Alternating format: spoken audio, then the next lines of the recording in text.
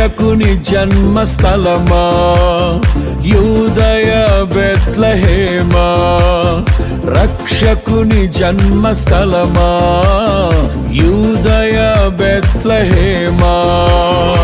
ఆరాధనలకు ఆరంభమా, హృదయార్పణలకు నివాసమా, ఆరాధనలకు ఆరంభమా, హృదయార్పణలకు నివాసమా.